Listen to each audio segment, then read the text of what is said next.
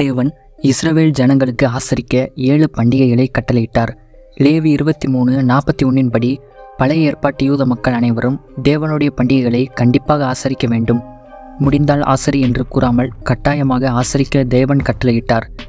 இந்த 7 பண்டிகைகள் என்னவென்றால் பஸ்கா பண்டிகை, புளிப்பில்லாத அப்ப பண்டிகை, முதல் கனிகளின் பண்டிகை, எக்கால பண்டிகை, பாவ நிவர்த்தி பண்டிகை, கூடார பண்டிகை.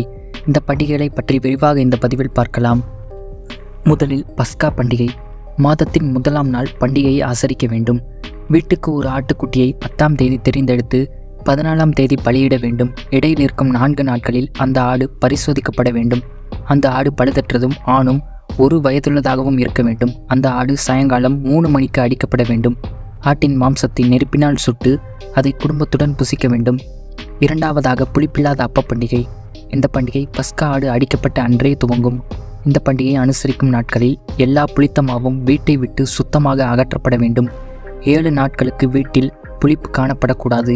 வீட்டில் உள்ள யாவரும் முதல் நாளிலிருந்து 7ஆம் நாள் வரை புளிப்பில்லாத அப்பத்தை புசிக்க வேண்டும். அப்படி மீறி யாராவது புளிப்பை உண்டால் மரணத்தை காண வேண்டியதாக இருக்கும். மூன்றாவதாக முதல் கனி பண்டிகை. இது சேகரிப்பின் பண்டிகை எனவும் கூறப்பட்டது. இந்த பண்டிகை அன்று இஸ்ரவேல் மக்கள் புதிதாக அறுவடை செய்த கதிர்க்கட்டை தேவ சமூகத்திற்கு கொண்டு வர வேண்டும்.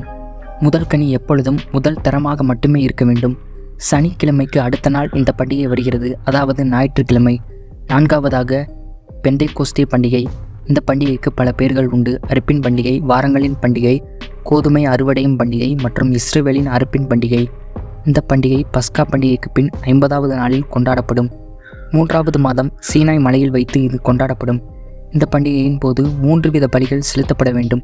முதலில் சர்வாங்க தகன பலி, 7 ஆடுகள் இளம் காளை, 2 செம்மறியாடு. இரண்டாவது போஜன பலி, 2 ரொட்டிகள் அசைவாட்டப்படும். மூன்றாவது பாவ நிவாரண பலி, 1 ஆடு. பஸ்கா பண்டிகை முடிந்து 7 வாரங்கள் பிறகு 49வது நாட்கள், அதற்கு அடுத்த நாள் 50வது நாள் கொண்டாடப்படும் பண்டிகைதான் இது. பஸ்கா பண்டிகை முடிந்து 7 வாரங்கள் பிறகு 49 நாட்கள் ஆகும். அதற்கு அடுத்த நாள், அதாவது 50வது நாள் கொண்டாடப்படும் பண்டிகைதான் இது. பெந்தைக்கோஸ்தே என்பதற்கு கிரேக்க மொழியில் 50 என்ற அர்த்தமும் உள்ளது என்பது குறிப்பிடத்தக்கது. இந்த பண்டிகை அன்று இஸ்ரவேல் மக்கள் தேவனை துதித்து மிகவும் சந்தோஷமாக இருப்பார்கள். இந்த பண்டிகையின் அறிகுறியே எல்லையற்ற மகிழ்ச்சிதான். 5வது எக்கால பண்டிகை. இந்த பண்டிகை 7வது மாதம் முதல் நாள் ஆரம்பமாகும். எக்கால பண்டிகை அன்று நியாயப்பிரமாணம் புத்தகம் திறக்கப்பட்டு வாசிக்கப்படும். 6வதாக மகா பாவ நிவர்த்தி பண்டிகை.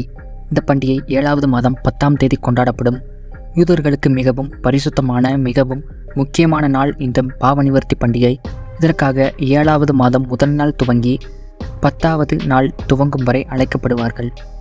இஸ்ரவேல் தேசம் முழுவதும் தங்களை பரிசுத்தம் பண்ணும் நாள் இது. இந்த பண்டிகை நாளில் ஜெபம், உபவாசம் மற்றும் தியானம் செய்வார்கள். இஸ்ரவேலர்களின் வாழ்வில் மிகவும் சிறப்பான நிகழ்ச்சி இந்த மகா பாவ நிவர்த்தி பண்டிகை. இன்றும் இது இஸ்ரவேல் தேசத்தில் விமர்சையாக கொண்டாடப்படுகிறது. மகா பாவ நிவர்த்தி தினத்தில் ஒரு வேலையும் செய்யக்கூடாது. மகா பிரதான ஆசாரியன் மட்டுமே வேலை செய்வான். இந்த நாளில் 2 கடாக்கள் மீது சீட்டு போடப்படும். ஒன்று யெகோவாவிற்கு உரிய ஆடு, மற்றொன்று தள்ளிவிடப்படும் ஆடு. அதோடு இந்த மகா பாவ நிவர்த்தி பண்டிகை முடிவு பெறும். 7வது ஆசரிப்பு கூடார பண்டிகை. இந்த பண்டிகை அன்று மக்கள் ஒன்றாக கூடி கூடாரத்தில் தங்குவார்கள். 7வது மாதம் 7 நாட்கள் இந்த பண்டிகை கொண்டாடப்படும்.